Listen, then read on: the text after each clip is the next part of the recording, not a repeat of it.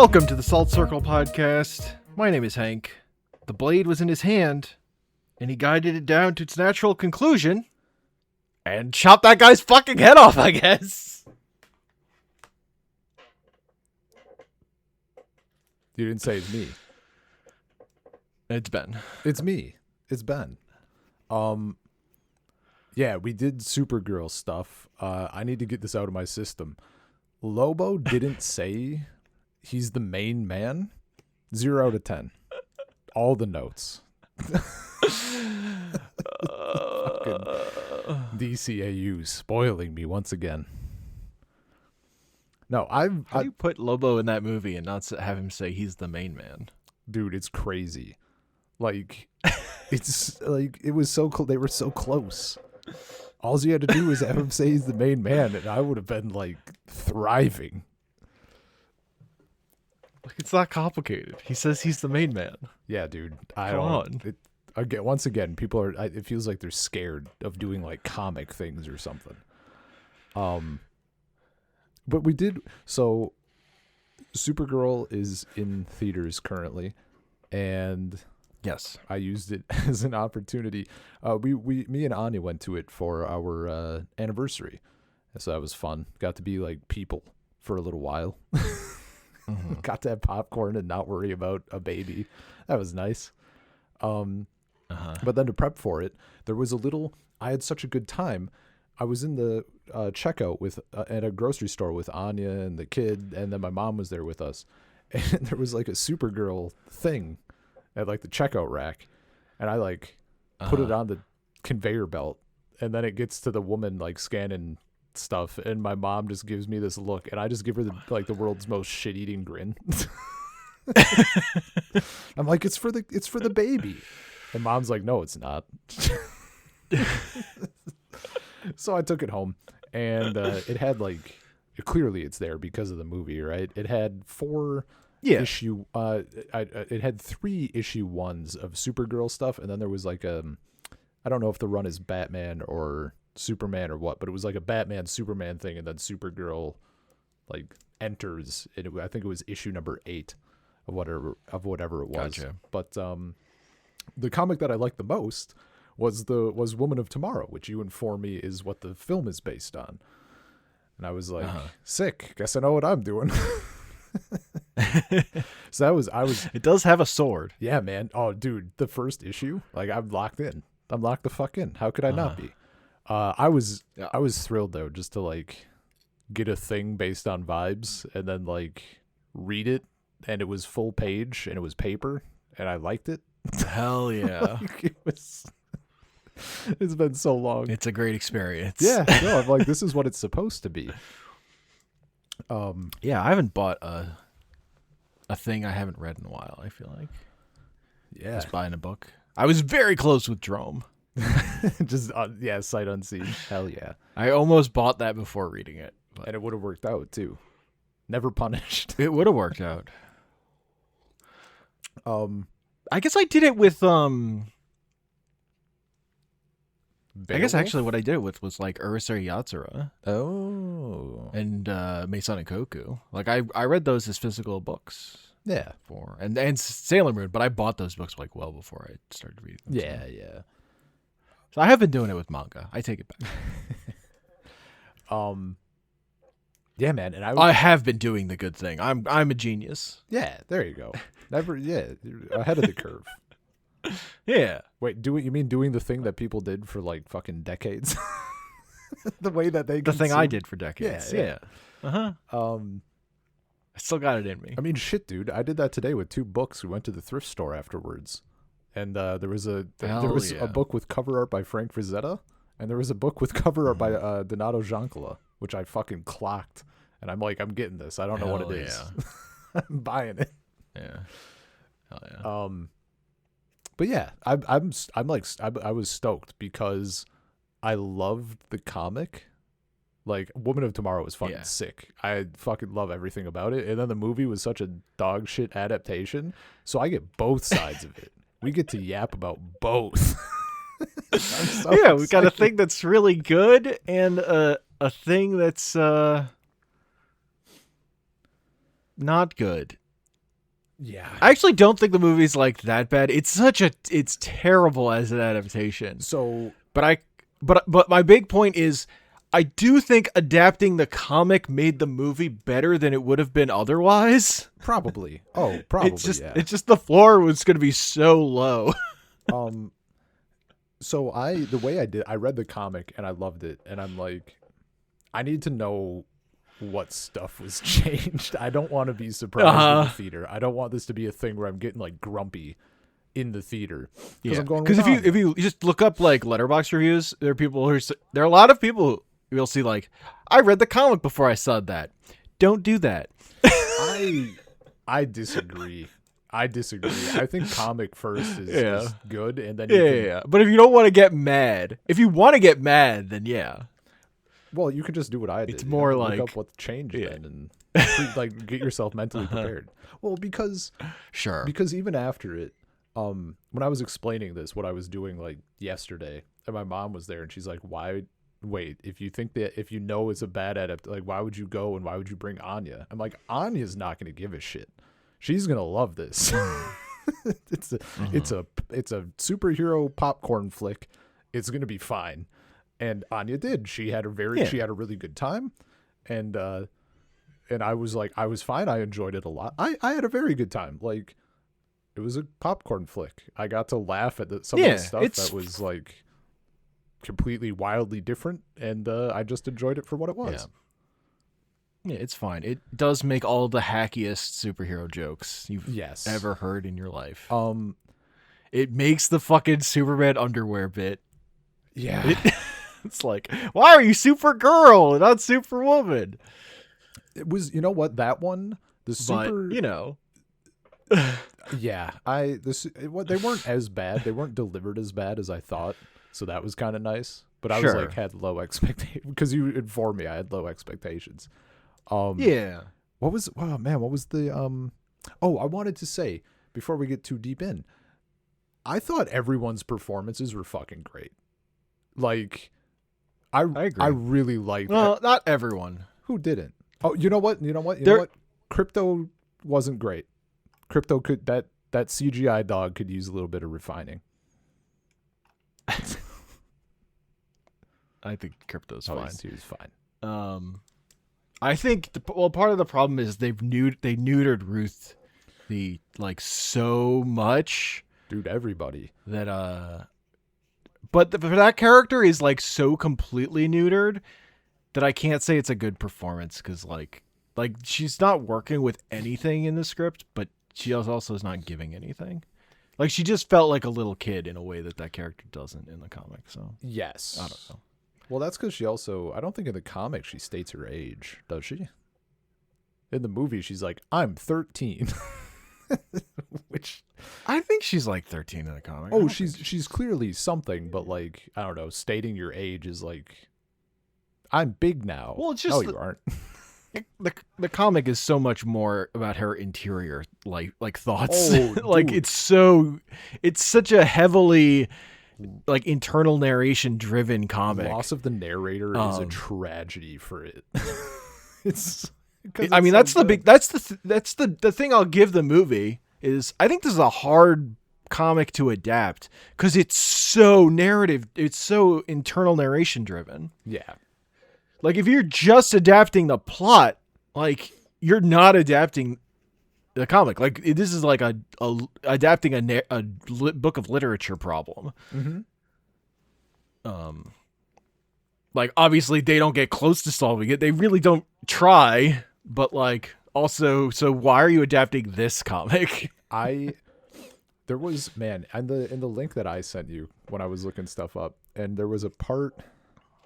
I forget which part she was referring to. What's the writer's name again? Ana something. For the movie? Yeah. I don't remember her name. Oh, you know what? I have the Wikipedia page open. Ana, I'm gonna butcher this. Ana Nogueira? Okay. I think. Best attempt. I forget what part she was referring to in the comic, but she was like, how do you fit that into a 2-hour film? And I'm like, I don't know. You fit a bunch of dumb shit in there. he replaced a bunch of shit and added stuff. I feel like there was plenty of space to fit in all. I read that comic and I was like, you added in Lobo. yeah, you put in Lobo, you added in Superman. Like, you had I mean, I guess the flashbacks were there, but like, you kind of did that in different ways. Like, there's stuff that could have been skimmed over a little bit more. Like, there's parts in the comic that clearly you can, like, not rush, but like, speed up a bit. Like, them traveling doesn't need to be as slow as it is in the comic. You can, like, montage that a bit and give the sense of time. You don't have to butcher it. People have done it before. My big thing when I was reading that interview, let me scroll up so I can give, because I know I sent you the quote. Yeah. Or I didn't send you the quote. I think I sent the quote somewhere else. Hang on though. It's because it was the. I mean, there's a. Yeah. Is it the damning one? It's actually not. Or is it different? It's actually not the damning else? one, I think. Okay. It's the one where she's talking about Nogueira didn't know initially how she was going to end the movie. It wasn't until she was performing mundane day-to-day tasks, a common environment for most epiphanies, that she thought of the 2 lines that would end up completing the story. This is for my dog, and this is for what you did to that little girl. I was like, that's the movie, the scribe says. Your epiphany is the 2 most generic lines that you could possibly fucking have that apply to, like, I don't know, what, like 70% of movies? Like, yeah. That's and also but it's tied into part of making the movie more generic, where in the movie Crypto is in danger. Yes. Where he's not in danger. At the end of the comic, it's like, no, I'm Supergirl. Crypto's fine. Like, don't worry about it. He's That's chilling. taken care of. I lied. This is about teaching you a lesson. Dude, like, you don't have to worry about Crypto. As soon as the movie, dog is fine. As soon as the movie was over, no post credits. By the way, I was happy, but also fucking annoyed that this is the time I decided to stay. You gotta look that shit up. Yeah. I could have asked, I suppose. But whatever. You pull out your phone before you leave the theater and you go, is there an end credits scene? Oh, dude, on that, we were the only people in the theater. It was fucking great. So that was solid. 10 out of 10. Would recommend. Yeah. No, I told Anya, like, it ended and we walked out. And I'm like, so do you want me to mansplain to you everything that was wrong? Because I mean, and she was like, yeah, let's hear it. Like, because it's interesting, you know, for an adaptation. Yeah. And I wasn't being like a fucking dick about it, right? Like, I'm just like, this is what they changed, and it's kind of wild that they did this shit. My biggest thing based on the ending, I'm like, okay, I was just surprised at how many people lost agency and lost, like, character. Ruthie, Supergirl, Krem, Ruthie's parents. Like, fucking everybody is getting slammed here. Yeah, let's strip away anything that made these characters interesting or, you know, unique. Let's sand it all down. Yeah. It was just wild. It was so smooth orb. Yeah, just absolutely wild. Yeah. Even the change. There was, like, some things I'm like, okay, I can see, like, you wanted to change, like making Krem a brigand or whatever from the beginning. Brigand, yeah. From the beginning, and that's like his whole, like, okay, fine, but like, why can't you just have him, like, stab? I don't understand. Now we have to change that Ruthie's dad makes weapons and stuff, and then give Ruthie a brother.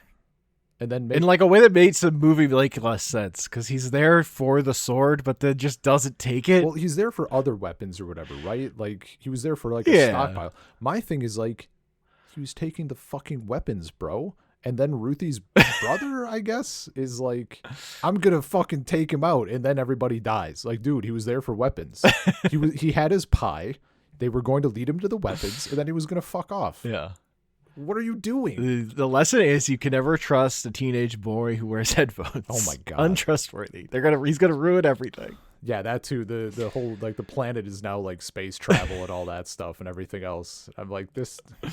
The part of Krem just not being like him, just jumping in the ship as an escape randomly, was such an enticing part. And the fact that he's just a dude who's like a major dick was like, I don't know why they put all that shit on his face. oh my God. Yeah. Like, it's so fucking weird.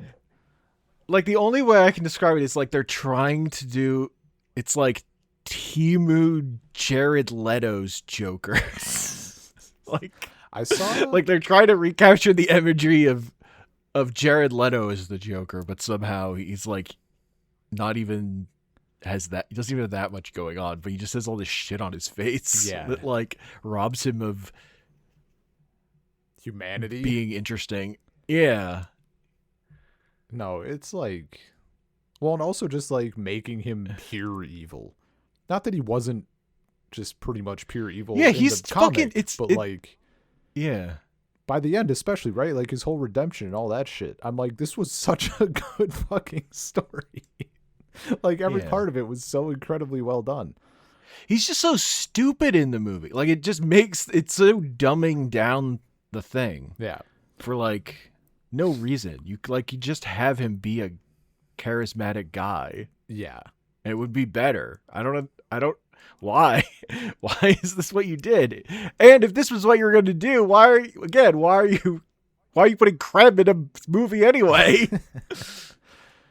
No, I mean, like, why don't you replace him with fucking, I don't know, Desaad or like fucking Mongol? Like, if you're just gonna, if you're just gonna like, if what you want is a guy with a look, why don't you use like an actual not supervillain? Only a look, right? They give him powers more or less. Like he catches that fucking tank that's falling or whatever.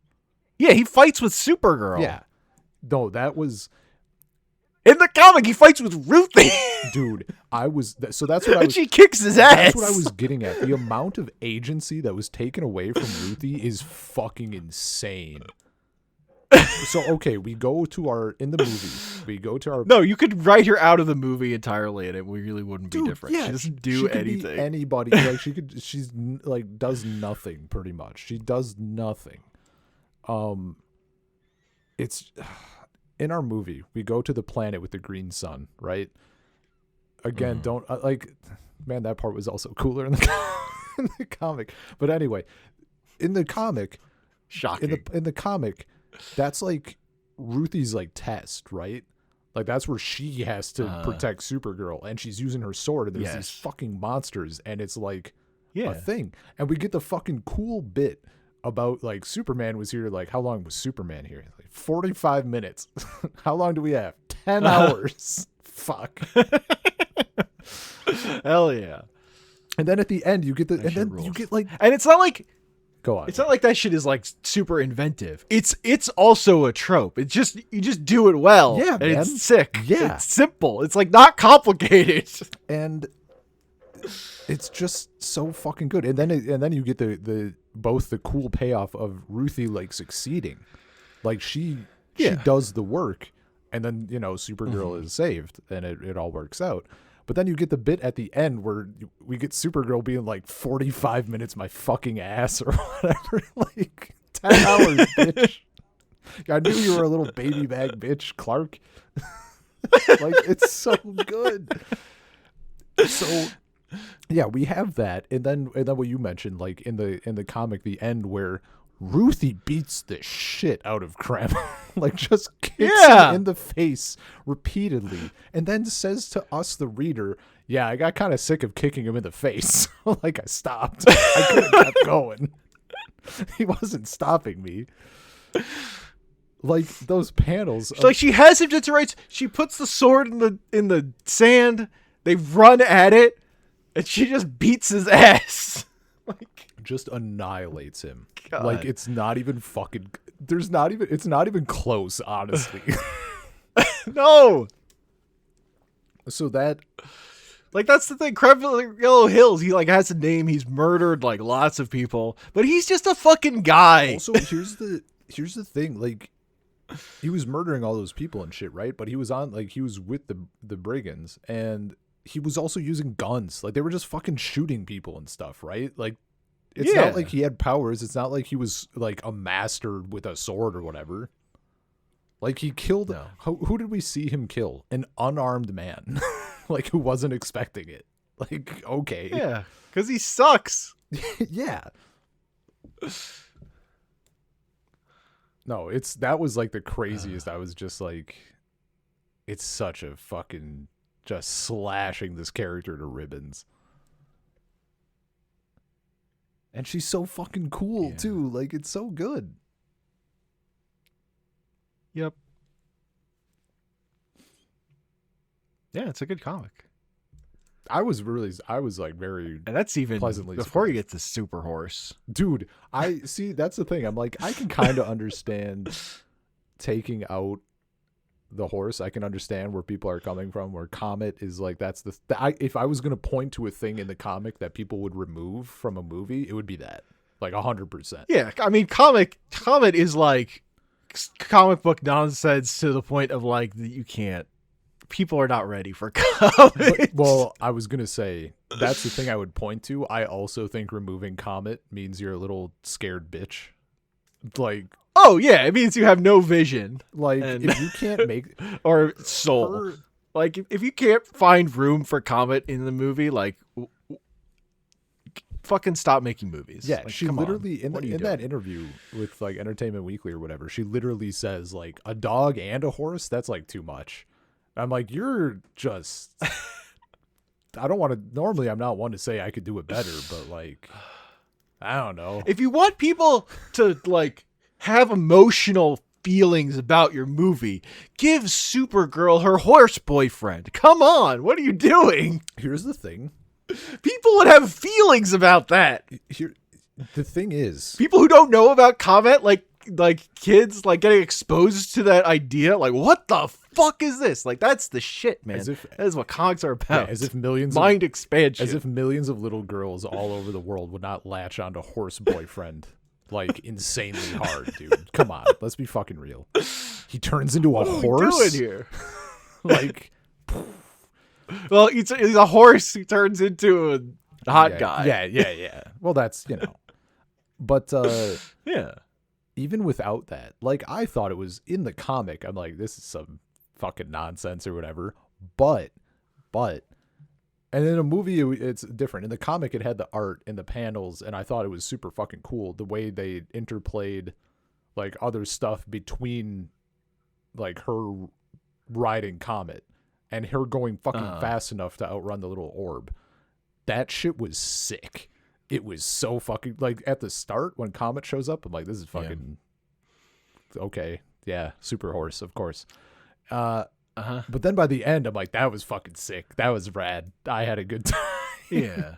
Like, I mean, the thing I will say is there's no way it would be as cool in the movie. The CG in this movie is just dog shit. Like the movie just looks ugly, honestly.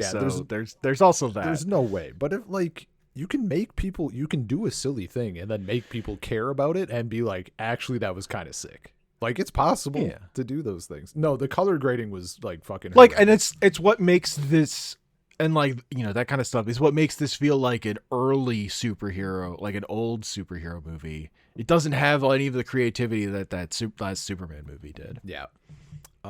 Which is why it's the thing I was always afraid of with James Gunn taking over DC Universe. Like, I know James Gunn can direct a good comic book movie, but does James Gunn as a producer mean DC makes a better comic book movie? No. It means they make the same fucking, if you just put in a director that's like a working like director who's doesn't have any vision, you're still going to come out with like mediocre like slush. Yeah. Like, no, it's we're gonna get the worst fucking needle drop of all time, which is apparently one of the things they argued about internally was like what the song for the needle drop should be.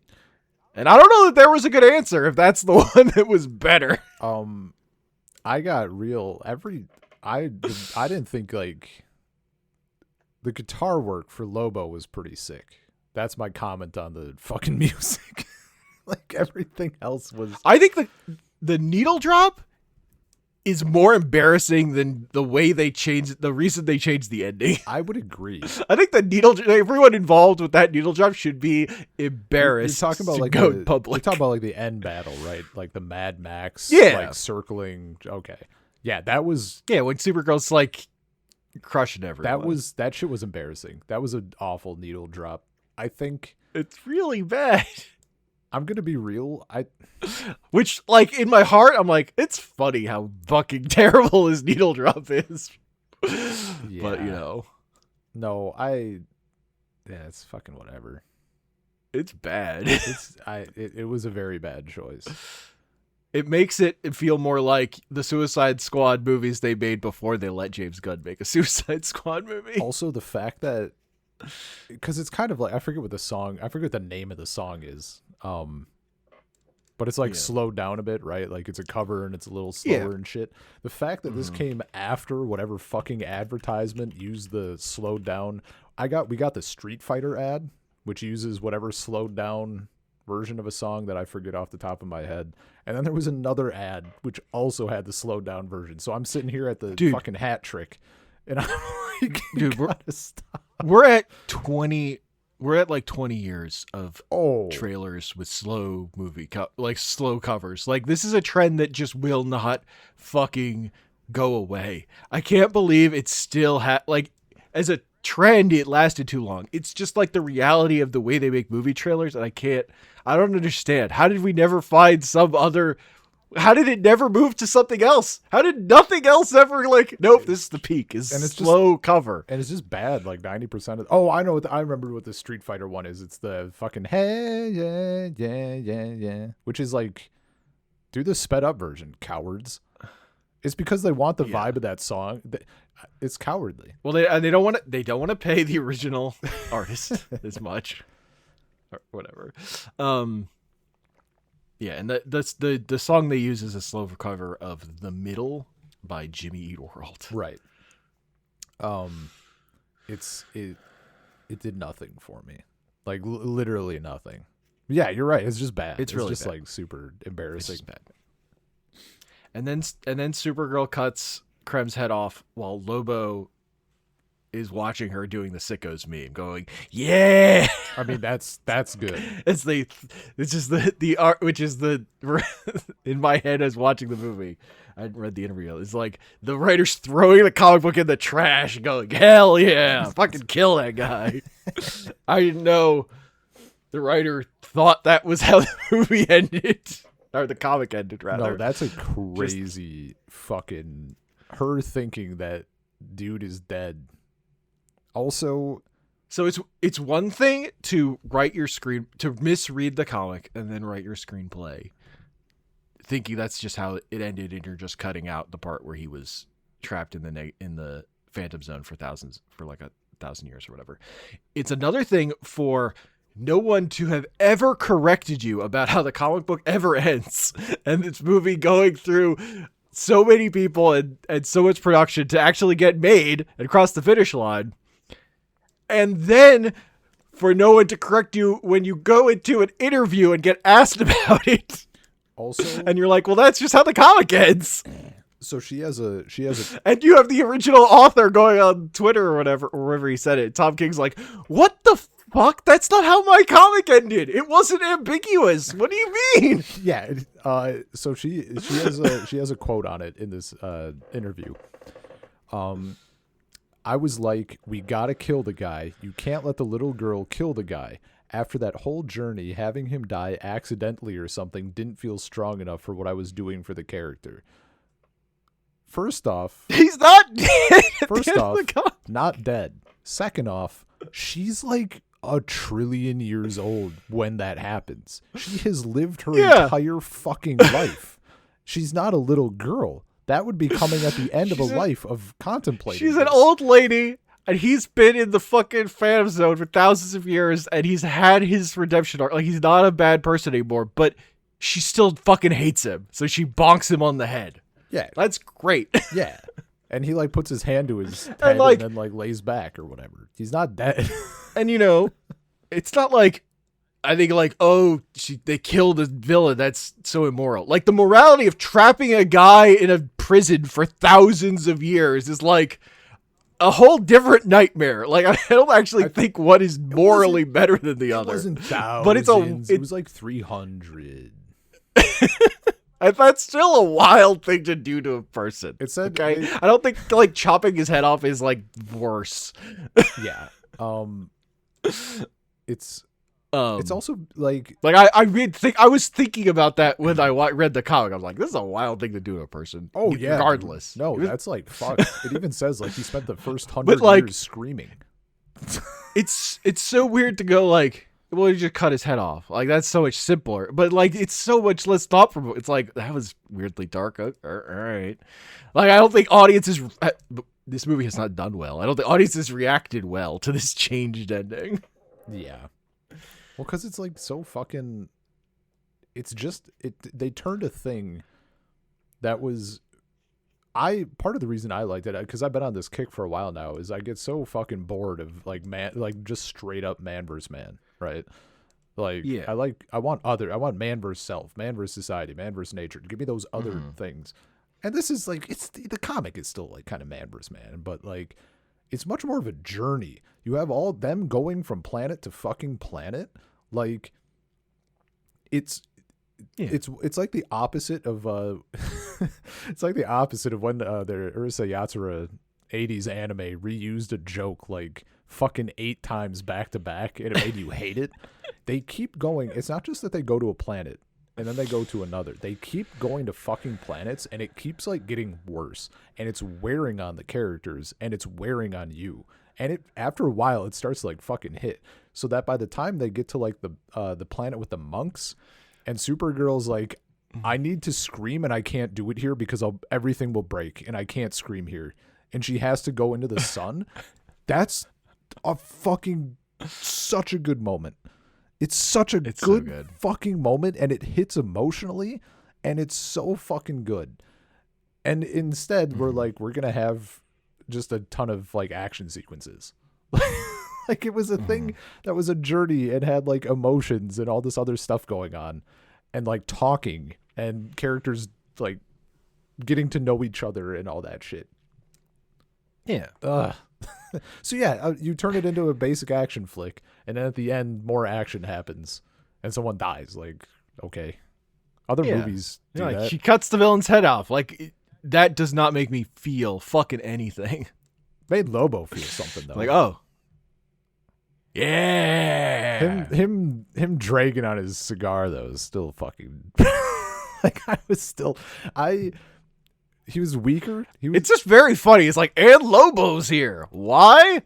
I don't know. His writing wasn't great, but like as far as the action stuff goes, his bike is just fucking sick. Like his shtick is still good. Him when he's in the cell and Ruthie like starts choking out the guy and like beating him whatever and he's like, oh yeah, like that was solid. That was good shit. I was very happy with like some of those bits. Ani was confused as fuck. She was like, is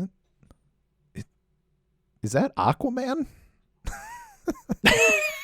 Yes. I'm like, the answer is I'm yes. like, yes. She's like, is he still playing Aquaman? And I'm like, no. I'm like, I think they've reset the DC movie stuff. I think, or is he just not? Is it? Yeah. That's what I thought happened. Okay. We have a different person playing Superman. Yeah, I don't fucking know, man. It's confusing. Maybe they should have had their shit on straight the first time.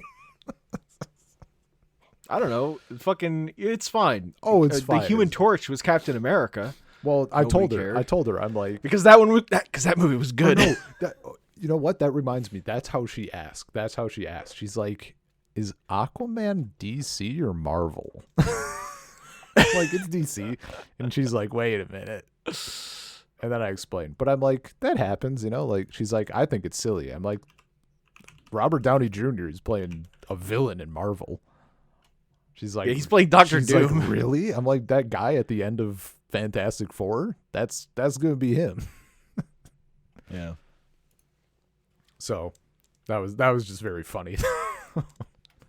Yeah.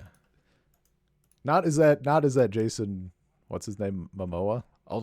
Jason Momoa? Yeah, Jason Momoa. Yeah. Is that Aquaman? That's very funny. No, you know what? It's because she thought. I just have to say, just because it's Aquaman Marvel just makes me think, because they put out this fucking Aquaman Jeff crossover comic. Oh man, is Aquaman Marvel? I mean, now sort of. Look, it says Marvel right there.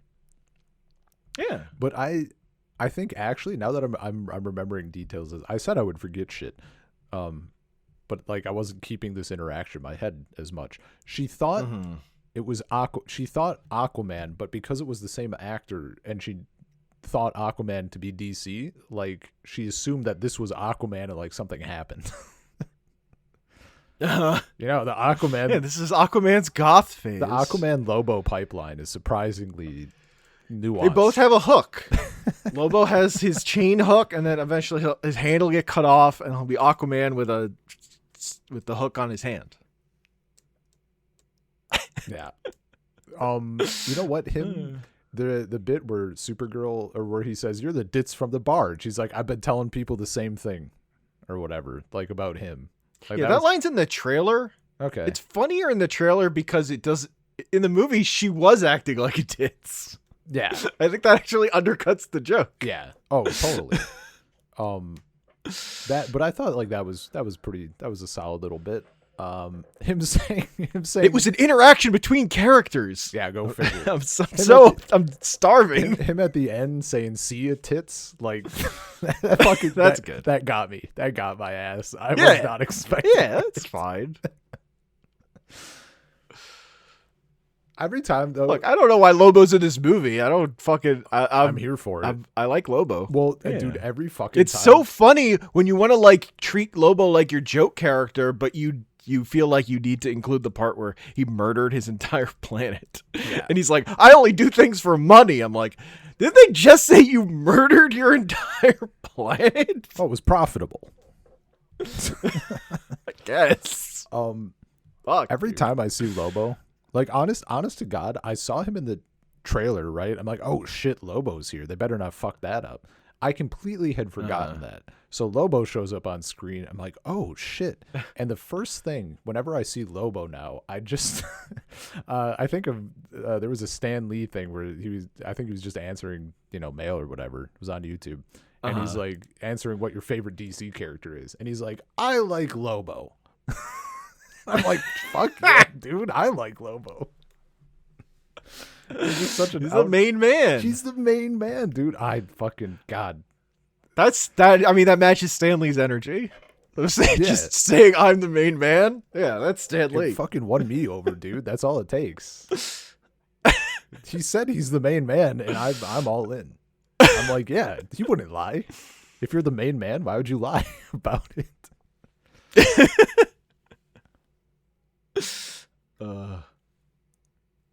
I just think it would be funnier if Superman were there being annoyed at him. That too, yeah. Come on. So I saw, speaking of Superman, I saw a thing. I don't think it was in this interview, the Entertainment Weekly one. I think I looked up a different thing, and she said it somewhere. But she had a thing about like, oh no, it was in this interview.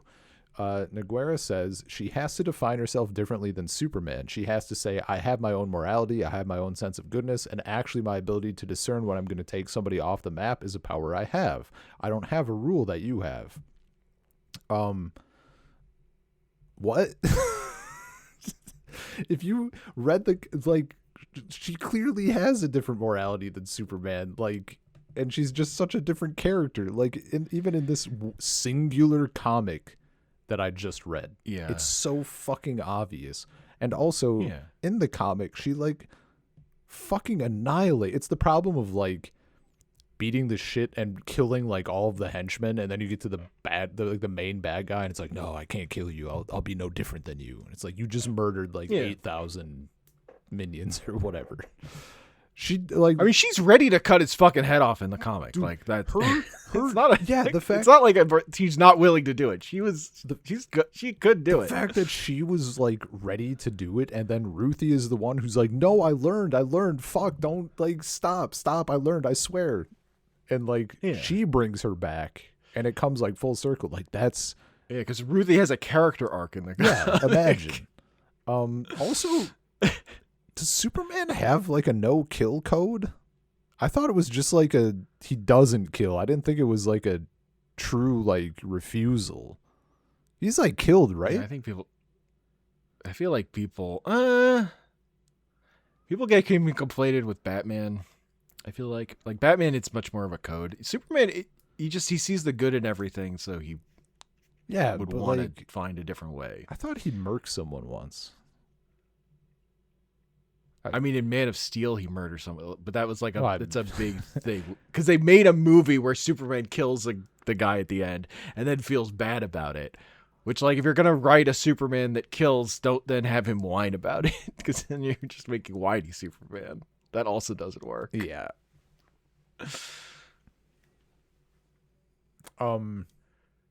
Yeah. Like Superman, I don't think like morally conflicted Superman works. Oh. He's he's a character for toddlers. Yeah. It's a simple, straightforward morality there. Well, see, I was gonna say, like, Supergirl is like not that, right? She has more shit going on.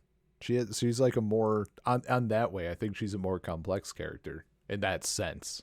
Like for how you she can stuff. write her to be like sure, you have more flexibility because she's not like a Boy Scout. The or pillar. whatever. She's she's a variation of the thing, so you can play with it more. But like without also if needing I think if you need to have her murder someone to like define her morality apart from Superman, like that you're bad at writing.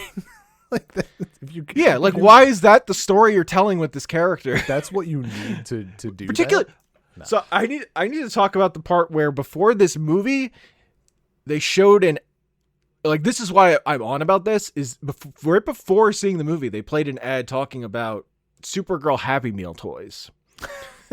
And yeah, okay. this movie exists to try and sell little girls Happy Meal toys of Supergirl, like in part. So it's weird that this is a movie with rape gangs where Supergirl cuts a dude's head off. Like that's just weird. And it means what are the choices getting made along the way that results in that?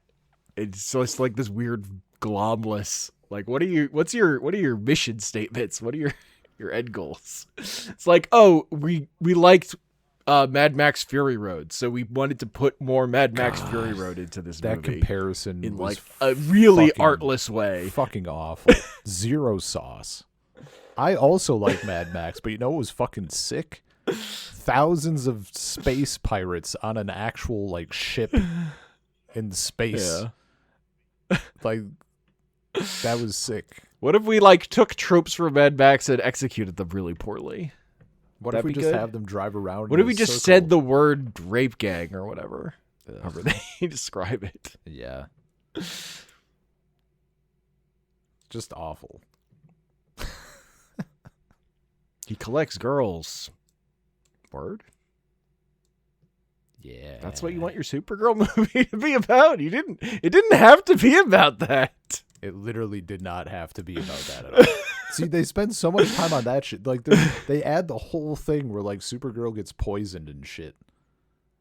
And like if you're saying this guy runs rape gangs, like yeah, fucking cut his head off. Like that's not a moral quandary. This guy's terrible. I was trying to think. Like it's not interesting. I was trying to think. In the comic, how many times does Supergirl lose her powers and have to wait for the sun? It's like once, right? It's just on the planet. Because you have the early stuff where she's just drunk. It's just the planet and it's the green sun. Like those two things. Well, yeah, but in the beginning she's just drunk and they're just traveling, but like she's not in danger, right? She's just more normal. Also I also just want to, at some point we need to get into it. Like in the comics, she gets drunk once because it's her birthday or whatever. Like in the movie, she's like fucking alcoholic. Yeah, she's on a week-long fucking bender. She's a depressed alcoholic. In the comic, she's not that. She's just, this was her birthday. her thing she did. Yeah. Like, it's not like the way she lives her whole life. Also, It's just interesting to like read a comic where a character does one thing and then say, "Oh, that's the whole character." well, there. do you know what's even worse? Which I feel like is what James Gunn did. Like why this movie happened. It's like he read that scene and was like, that should be the whole character. Well, do you know what's worse though? Like on top, the cherry on top of that, in the comic, she's turning 21. Like, this is her fucking like, it's my 21st. Like, she's going to get fucking drunk. In the movie, they change her age to 23. She says 23 or whatever. Like, what? You fucking take. So how long has she been doing this? And then they make it like Ruthie says something about her going 3 off. years. Ruthie says something about her going off world all the time to get drunk. I'm like, what the? You encountered this once. What the fuck? 13-year-old? Like, like this 13-year-old recognizes alcoholism inherently. Got the radar. Also, she doesn't have any other charisma. Also, the comic made the underwear joke, but like in a funnier way. Because that Ruthie makes it, but it's like to Supergirl, where she's like, she thinks that because she's wearing is she wearing her costume under the clothes, right? In the comic, she's like wearing she's wearing the costume under her like street clothes or whatever, I think. Because Ruthie says like she like helps her or something or gets her a bucket. She's like, I've seen undergarments before. And then Supergirl's by the ship and she's like, why are you standing by this ship in your underwear? But it's like the context makes it so much better. Yeah. Like, it was under her clothes. This must be what her underwear looks like. It's fucking weird, but like, whatever. People are people. Yeah, because in the comic she's wearing like normal clothes. Her Supergirl outfit under her whole normal clothes, and her like shirt gets torn. Yeah. So that you have to see the Supergirl symbol, and then she falls asleep, and Ruthie like takes off her her dirty clothes, ass and fucking... then there's the Supergirl outfit underneath that. That's what Supergirl wakes up in. Yeah. So she just thinks that's her underwear, because that's logical. You know? Yeah. Yeah. But her underwear is a skirt. It's not, tidy readies or whatever. Well, look, boxers can be loose. Why not a skirt? Sure. Live your life. Well, that's also why it's funny, because like, it's just funny. It's silly. Yeah. It's a reference to things. Yeah, man. Also, some of the parts, like, they gave me a little, in the comic, they gave a little taste of, just, like, referencing a thing and then not really, not elaborating at all. Like, they're on some planet, and it's like, we went to this planet. I won't retell its tale because it's too sad to tell. Like, that's good, after all those other planets, like, that's good work. Putting in one of those. Like, shit hits. God, it was just such a good fucking read. Writing was really good. Yeah. And the sad part is when I was finished, I was like, this is such a like good it difficult, as you said, very difficult to make an adaptation of for a film, but like it's a great thing. It could be really, really good. Like it would be so fucking cool. Yeah. And it's interesting that the superhero movies generally are not straight adapting a comic book. Yeah. Yeah. And this one chose to, and it chose one of the more difficult comic books to adapt. And then it also like ignored so much of it that I'm like, why did you do that though? And it's the only explanation is like they were really taken with the drunk Supergirl bit. That was like the whole vision of the movie, the version of the character they wanted to do. Which like is also funny because she's also powerless and kind of hungover-ish for like a significant portion of that comic. Like she's just chilling. Yeah. But like you could be hungover for a whole story without it being like your whole modus operandi. And somehow the movie they made it like, because it's how we see her at the end of Superman, Oh my god! Because they teased that in that movie. Like that's just who the whole vision of the character. Yeah, no, that's insane. Weird. Um, It's like a real reduction of like Supergirl. Yeah. Like in the comics, she's Supergirl. In the movie, she's just like this girl with powers who's kind of a mess. Mm-hmm. And is like really depressed. I realized that and she's not depressed at the end of the movie. At the end of the movie, she just cuts a dude's head off. And it's like, yeah. And her dog doesn't die. Like it's not. Dude, it's so funny because like the Superman movie is like, I feel like one of the things that people liked about it was that it was like positive and uplifting, and like this movie is so fucking bleak. Both in plot and in color grading. Yeah, exactly. Brown ass movie. I realized I didn't circle back to a thing I started earlier. Sure. In the movie, they do so many. Oh no, that's fine. I mean, that's the podcast, baby. Mm-hmm. There's so many more instances of her like getting her powers taken away or whatever, or felt like it. If not instances, then it felt like she spent a significant amount of time. Like she gets poisoned. Right? It starts out and she's powerless, and then she gets poisoned, and then she's on the planet with the green sun, and then she gets shot with the arrows, and I'm like, she does get shot in the comic as well, obviously, but like just seeing, I think having that extra bit. Where in the movie they give Krem kryptonite. Yeah, he just like it's like artificial kryptonite. He just says it's kryptonite. It's like he has the crystals. No, he says it's like synthetic. That's why it like fucks up at the end, because it's not real kryptonite. No, he just said it was like kryptonite. He said he hadn't tested it on anyone yet. Well, I guess I actually was wondering about that. He said he hadn't tested it on pretty anyone. sure in the movie it's synthetic kryptonite. Maybe he said synthetic. I don't remember that. I just remember I was more weirded But out. I don't know. I also don't know in the movie how he knows that she's weak to kryptonite. Well, see, that's the line he says after when he shoots her, and it like she's immediately like getting veiny and all that shit. He says that he hasn't tested it on anyone, and obviously it works. And I'm like, who the fuck would you test it on? There's 2 people in the universe and like a couple of animals. Like, I don't think you've met the other one. See, it doesn't sound like it's meant for Superman fucking at all. And in the comic, the leader of the brigands had kryptonite like for Superman. Like they knew this was a potential thing to worry about or whatever, which makes sense. But this dude just has like, he just fucking strapped up like for no reason. Man. He just heard it was good from someone once and didn't know why, so he went all in on it. I could have done without.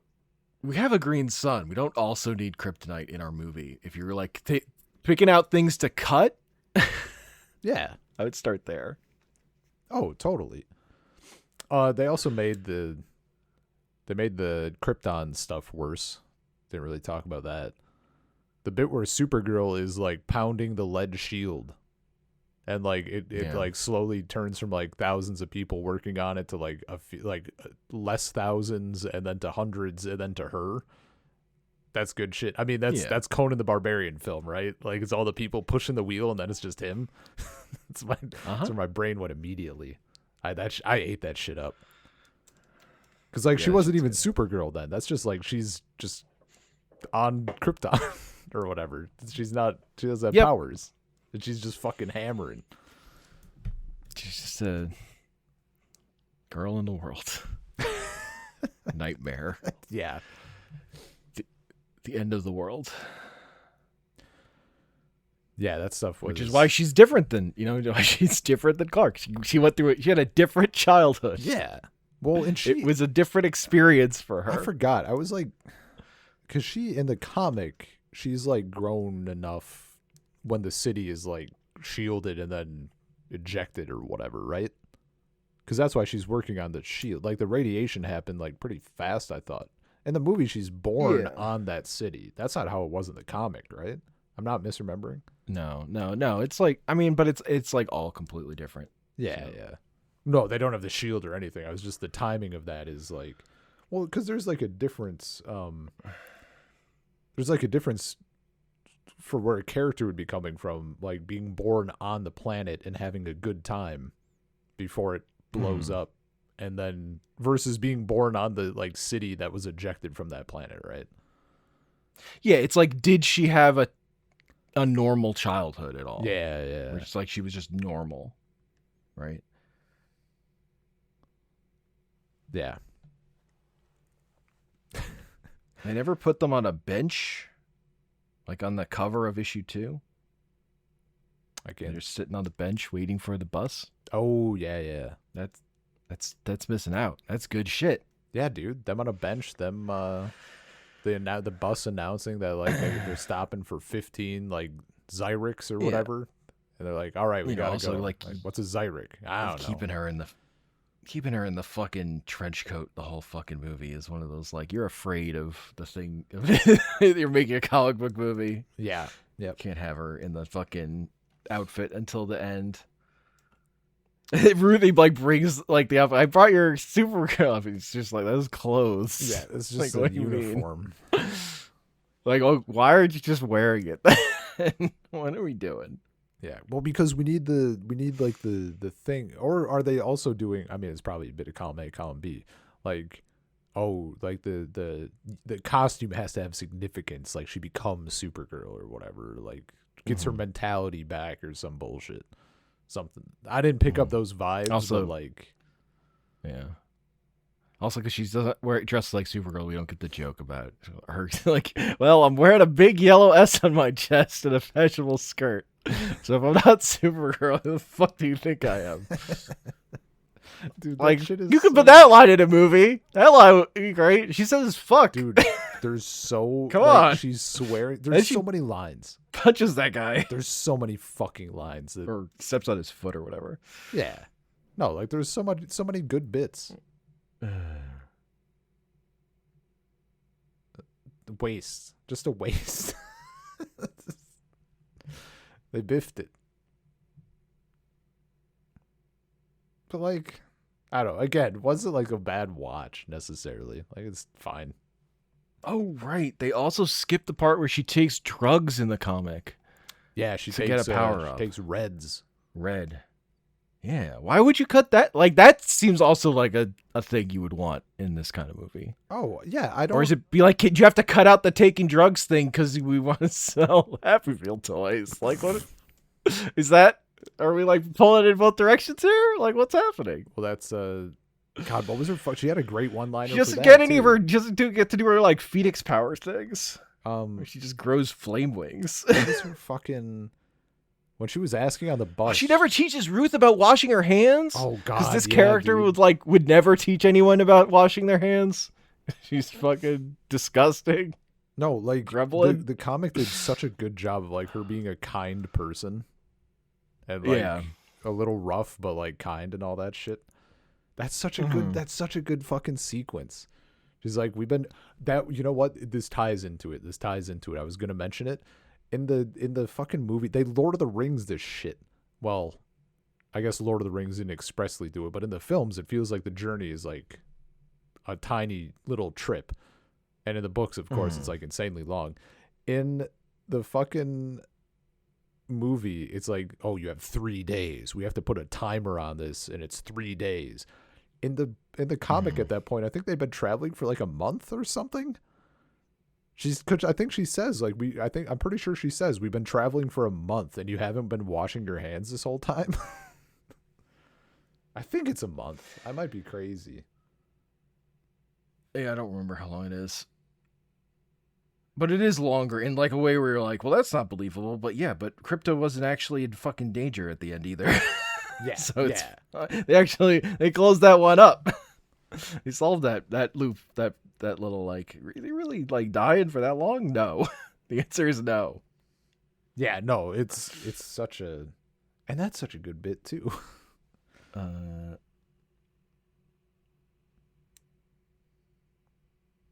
Yeah, almost a month they'd been traveling at that point. Yeah, I was right. I found the page. Hell yeah. Yeah, traveling for almost a month. That's so fucking good. Is that a necessity? Come here.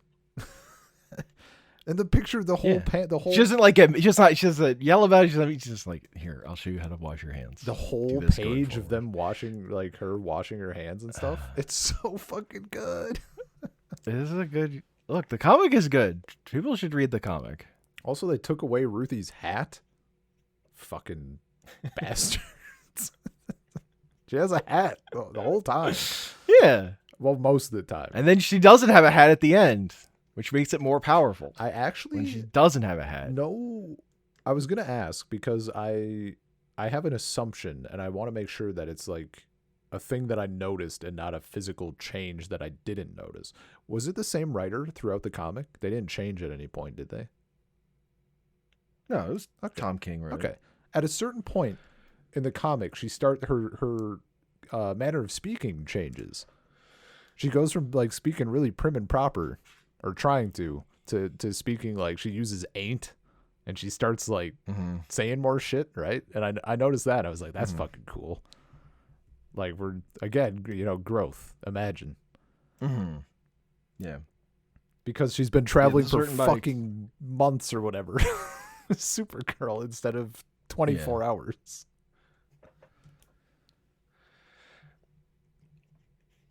Yeah, this was written by Tom King, who did Mr. Miracle that we read. Hell yeah. And was in the CIA and might have been an architect of the war in Iraq. So, yeah. Well, He writes a good comic book, He has maybe written I would not recommend all of his comics because he does have a thing where he's written too many comics about sad dads who went to war. It's like it's maybe too many. Yeah. Mr. Miracle's still good though. That's a good comic. He did it well there. That was a good if comic. You do the thing well. Yeah. Well, if you can do the thing well, do it again. It might be good again. And keep doing it. Drive that shit into the ground.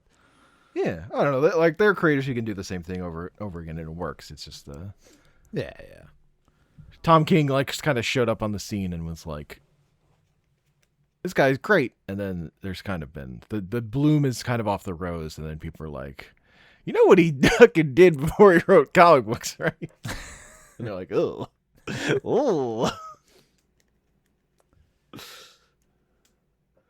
God. You can be. Yeah.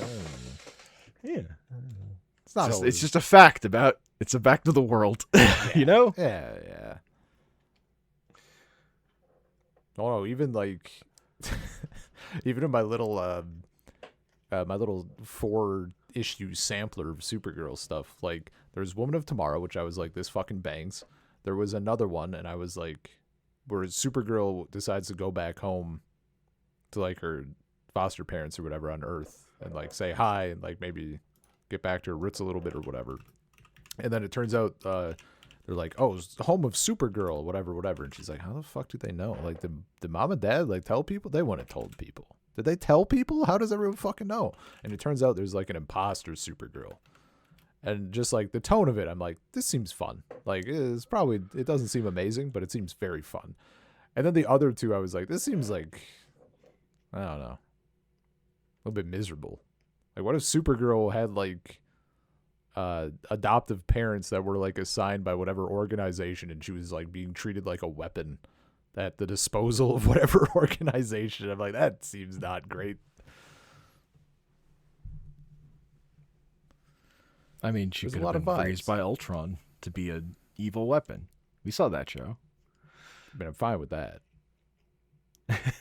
Or not, that was yeah, because that show's good. Fake fan. It was Brainiac. Oh, Brainiac. What did I say? You said Ultron. I said Ultron. That would be fucking sick, Ultron? though. That'd be pretty sick. Hell yeah. That's the Ultron amalgam comic. Ultron bringing his daddy issues to his own child. Hell yeah. It'd be hard for Ultron to get over his hating flesh bags enough to even pull off that trick. I saw a thing. There's a in the time that I've been off Reddit, there's a new. I went and had a peek, and there's a new subreddit. I mean, it's probably not new. It's probably like 1,000 years old now. It's like it's about like tropes or whatever, right? And there was a thing, and it was like loved trope when the heroes like expend so many resources to defeat a villain, and it turns out like it's like a minor villain or whatever. It's not like the big bad. Mm-hmm. I was just thinking of Ultron. I was thinking of the fucking comic where it's like Ultron 20, and like Ultron fucking 2000 shows up. 253. Yeah, and then like more and more. Fuck. God, what a good fucking comic. Yeah. That panel of all the Ultrons is just so well, the spread, right? It's like 2-page. It's just so good. That's another story that got adapted into a movie, and you're like, well, the movie didn't capture fucking any of this. You know what? I was talking about Avengers Ultron the other day. I have not seen it, and I don't even really know what fucking happens necessarily. But I was like talking just kind of like the idea of it and stuff, because it was Ultron. It was Avengers Ultron. What was the other superhero movie? I was talking about it with Anya's brother. I think it was No, it was Superman, and then he was talking about Avengers Ultron, because there's a scene in Avengers Ultron where Captain America, I think, is holding back a helicopter. Does that sound right? I couldn't tell you. Yeah. Dude. But I can't tell you about the action. What I remember is the hangout time scene of them. They're getting drunk and like daring each other. Like, you try and pick up Thor's hammer. Oh yeah. And then Captain America's like lifted it, and it like moves just slightly, and Thor goes, "Uh-oh." What the fuck? His expression is very funny. And then Ultron shows up and ruins the movie. Yeah, that's about right. No, but on his brother was he was talking about the scene with, I guess it was a scene with Captain America like holding back a helicopter, and sure. So you say sure, and I'm like, yeah, okay. But his comparison point for this was like, that was an example of something he didn't know how to describe it. I also don't really know how to describe it. More embarrassing for me because we yap about this shit a lot, and I'm a native English speaker. But the word he used was realistic, and I think he just meant like realistic to the thing that's like the world and the characters and abilities and shit, right? Like if Iron Man suddenly was like consistency is more, I guess. Yeah, that's probably a better, like, consistency in the rules of the world. Yeah, because there's realistic is wrong, because there's nothing fucking realistic about Marvel comics. No, it's totally wrong. But like he was grasping at the word, but he's like a 19-year-old. Yeah. But like internal consistency. Yeah. I was like, for him, he's not a native speaker, and but I don't know. Captain America has super strength. Well, see, like, it's not. I was trying to say, I'm like, first off, he has super strength. Second off, like, it's a comic book movie, man. Like, there's a lot, like, stuff happens sometimes. But he was saying this because like he felt that a lot of Superman was that way, which was confusing to me a little bit, because like the whole movie was that. If you see a character doing, like, if Tony Stark is suddenly picking up Thor's hammer, I could see you being like, out of nowhere, like, what? That's not consistent. Well, how did that happen? But like the whole movie, and it was something with like, he said that he didn't mind that it was a little, not that it was silly, but like a little leaning towards more like comic nonsense. But I don't know what else it would be, but it was kind of I don't know that is the consistency is the problem there. I think he just doesn't like it that people are that strong. That maybe like strength, or he wants like the more. I mean, he is kind of in that. Well, I guess 19 is a little older. I don't know. 19-year-olds feel younger these days. Maybe. I mean, like, it's the thing where like people don't like Superman because he's too strong. They just don't like it. Yeah, I don't know if it was that or if it was like just the plot stuff. I guess I'd have to ask him again, like, more specifically. But he just like, I'm just saying, like, if my two data points are Superman being too strong and Captain America catching a helicopter. Well, it wasn't too strong. It was that like he didn't like the. Again, he used like realism, but I think he was maybe stronger powers. I guess. I don't know. That, I guess like, powers. that just maybe, sounds is like something. you're like mad that like a human being can't do this. I don't know. Well, he's Kryptonian. That's Just, like- it all makes sense then. Uh-huh. I'd have But to like ask him you just again. like watching it on the screen, like I- just having an emotional like that's that's lame. Like well- just like not liking it. well, and I the forget- idea that a person could do this. I need to. I should have. Whereas I look at Superman as a little colorful dot putting a building back that's like falling over. Dude, and I'm yeah. like, this is perfect. It's peak. But see, I think I would have to ask him for like specific scenes if he could remember from Superman, like what exactly, like is it a power Yeah. thing or is it just like is there a bit like you didn't like the plot? I don't fucking know. But I went through that also phase. often people will go through a thing and say like pick out a nitpick. Like we've talked about this. People will pick out a nitpick when like really it's just they didn't like the thing. Or Yeah. whatever. And like then they're working at like why didn't I like that? Yeah. See, and he doesn't have a It podcast. It doesn't really work the other way. It really doesn't work where like, oh, it did this specific thing, so that's why I don't like it. It's usually more I didn't like it, and also these nitpicks are annoy me or whatever.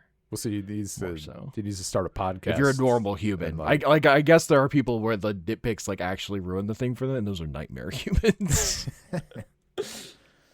Yeah, when you're trying to enjoy the new Star Wars movie, you notice the wrong manufacturer on a ship. The whole thing just goes tits up. Like if I can't like if I couldn't like a version of this movie because she doesn't use red or whatever, and like that would ruin the movie for me. Like I shouldn't see the movie. Like I shouldn't put myself in that position if that's how I feel. I mean, there's also like sometimes you just like go through a fucking phase, right? It's kind of like with graphics. He also went through like roughly the same age I did when he was like Yeah, if you're a 13. kid, you have lots of done opinions. Like literally, unlike me, a seasoned adult, I only have good opinions. yeah, naturally. All my opinions are finely honed. Look, my opinions have I've been gotten- sharpening them. Well, ideally, your opinions get better and better over time as you realize the stupid opinions you have. Ideally, you should be owning Yeah, it's like them. you're carving the marble. Yeah, You're chipping away. But it was at your very- true opinion. because like he did go through the phase of like, oh, my graphics in video games need to be realistic. That's what makes a good game. Look how detailed and realistic this is. 4K or whatever. I'm like, That's why yeah, Mortal yeah. Kombat is the best video game. Yeah, dude. 'Cause that's real. Those are real people. But he got over that. Can't get more real than that. But like your example of Superman like putting a building back up, like that was like a specific thing that I don't know what it would have been, but I definitely remember having that thought of like that building would fucking break, bro. Get me out of here. Get me out of this nonsensical shithole. Let me take in something real like Halo. Master Chief. Now that's realistic. Master Chief. That's a piece of media. That's something that respects physics. Definitely the person with the rank of Master Chief would be the greatest warrior in the universe. See, the best part was that's like after I would have read the book where he like is practicing with the suit and Cortana and he like slaps away a tank missile or whatever. That's realism. That's the good shit. That's all. He's just strong. all on the mark. He's got power armor. Well, yeah, reflexes. You know, there's the AI and the armor and the serum. It all makes sense. There's real robots and then there's super robots. Real robots, that's reality. Like Gundam, that's real. They could read the schematic. It's but Mazinger Z, that's just fucking magic. That's bullshit. Someone, dude, Gundam, I have to digress because I saw a thing about Gundam yesterday that fucking got my ass, and I was dying. The person had a write up. They had not a write up, but like it was from the character trope thing or the trope, maybe like a subverted trope or something. I fucking forget what the thing was. Anyway, they posted a picture of Shinji in the fucking Eva, or in the mech, or you know. And he's it's always a good start. yeah.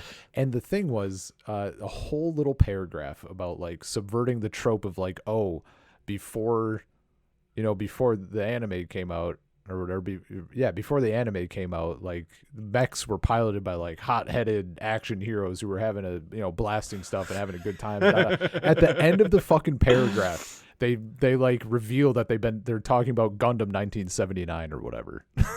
Like they're talking about Gundam. Yeah, and everyone, it was just such a fucking great bait because like they posted the Ava pic. They know it's Gundam, and I was like, you fucking got my ass. It was a good time. Everybody in the comments was on board with the joke. I was loving it. Yeah.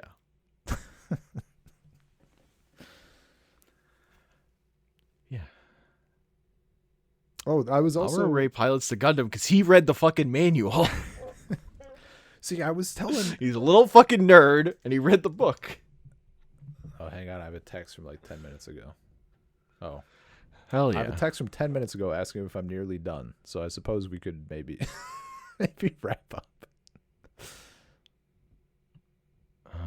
The only other thing I wanted to say really is that I was actually telling Anya in the car afterwards that I was so excited to do this podcast because it hits like the trifecta of having a thing to gush about, which is the comic, having a thing to bitch about, which is the movie, but also getting like the full-fledged experience of having read a comic and then having an adaptation that tarnishes that comic, and now I can go online and bitch about it. That's comics. Hell yeah. That's media. That's kind of the best of both. It's the best of both worlds for me because like I don't actually hate that movie either. Like it's dog shit, but it was fine. Oh yeah, like, no, that's the. I didn't hate it. Like it was like this is trash, but like it's fine trash. Like this is sloth that I can sit here and watch. It didn't make me mad. It's not Man of Steel. It actively enraged me. Like I have my own limits, but this actually didn't. It wasn't shit enough to make me mad. This was just shit enough to go like, well, that's terrible. That's hilarious that you thought that this was a good idea. Yeah. These actors are charming, despite the writing and the effects work. Looks ugly. Man, the comic's so pretty. Dude, I just want to say, the comic looks so good. The comic was phenomenal. It's another one that I'm like, maybe I should buy this. Not that that's a difficult bar. It is so funny that I only read it because my mom randomly bought it for me. That's crazy. That's which so is like good. Not a thing. She doesn't like just buy me fucking superhero comics. That's not a thing she normally does. I did. It was very funny. I scrolled down when I was done. I mean, I saw at the end of the Entertainment Weekly interview, there was like some people commented on it, whatever. So that shit's gonna be miserable. Because like, who the fuck is commenting on this? Like, it's like the only bottom. comment I needed from the interview with the writer of this movie was Tom King going, "What the fuck?" Because that shit's hilarious. Well, someone was talking about how the art in the comic was bad, and I was like, "That's insane to me. Bad? That's like that's crazy. You saying like it's not your favorite art, sure, but bad? Yeah. Nuts. Yeah. I don't know. If it's not someone's vibes, I guess. But like you and me and them like can't have a conversation about comic book art then probably. Yeah. I don't know. No, if you're phrasing things that like firmly or whatever. If you think this is bad, then like okay. Yeah. Live your life, I guess. I don't agree. Yeah. Yeah. Anyway, I probably should wrap up before it turns into that's a podcast. Before it turns into a text from 20 minutes ago. All right, before we go, I have to tell you. I have to just talk at you about the trailer for New Evangelion. Fuck. The Yoko Taro. And like the important thing about it's only a teaser trailer, and like the really important thing that they showed some other people working at it, and like it has the composer from the Nier games, so it has like complete Nier vibes. God damn. But the important thing is that it focuses on like an abandoned room like full of musical instruments, and like the big one is a cello. So it's like directly referencing Death and Rebirth, the recap movie that ends with the first half of End of Evangelion. It has its only new material is Shinji playing the cello as like the wraparound like metaphor that pulls it all together. And so we're directly doing the show of the cello, and I'm dying. Like I called it this Evangelion, the cello strikes back. It was like it's so funny to me. That's insane. That's insane work. The cello. It's a metaphor. It's so funny. That's good shit.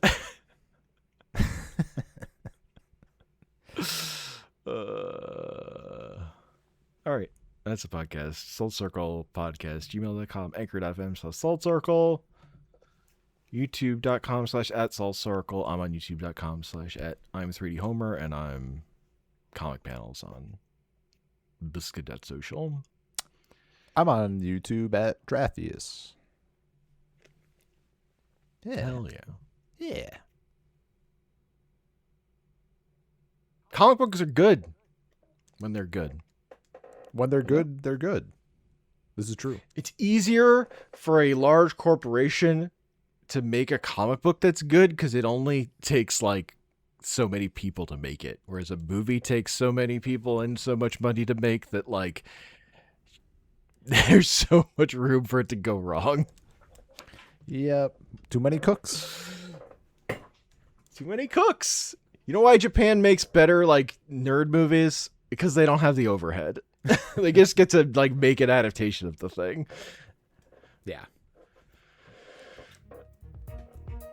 Peace.